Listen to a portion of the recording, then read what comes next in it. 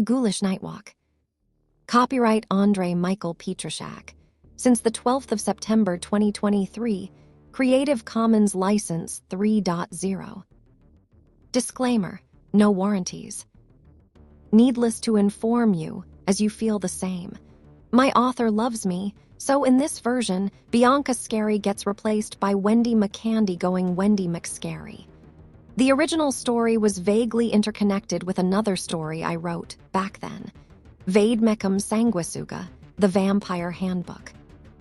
Whimsical punchline to sound more educated. Memory says I did that. Pride replies I could not have done that. Eventually, memory yields aka surrenders. Quote from Friedrich Nietzsche. The story begins. Wendy awoke due to some painful rubbing of her back and head.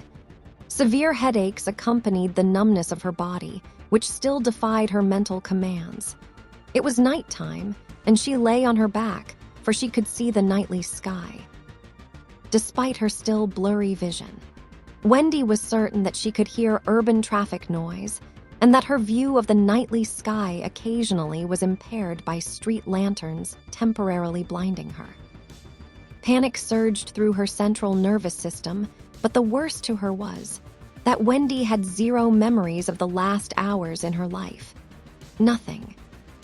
WTF. What Wendy, earlier, had mistaken for muscle spasms turned out to be pulls. Someone was dragging her across the ground by gripping her legs. Wendy braved a look down to her legs. A claw held her right leg in an iron grip and pulled her forward again. She bit her lips, suppressing her nervousness, and tried to contemplate her situation. Another pull forward. The claw was sinewy and pale.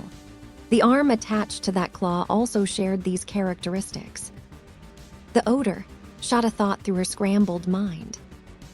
A ghoul, a corpse feaster, a monster. Another pull forward. Wendy grew desperate enough to consider a prayer to God. The sound of cloth rubbing on cloth somehow reached her ears. Wendy had a saving idea, her stun gun in disguise of a lipstick. Nimbly, she fingered the small defense tool out of her hidden pocket. Another rustling of cloth. Did someone change the outfit? And another pull forward. Wendy's right hand wandered into her jacket, the cell phone. Dead, the phone did not even have light left. Another pull forward. Princess, you'll stop bitching now and holster your effing stun guns. The ghoul was talking to her, and he was fully dressed now. Wendy realized that her phone was not dead. It was her second stun gun, disguised as a mobile phone. "Where are you dragging me?" she asked with all the courage she could muster. Of course, without sheathing her stun guns. "To the hospital.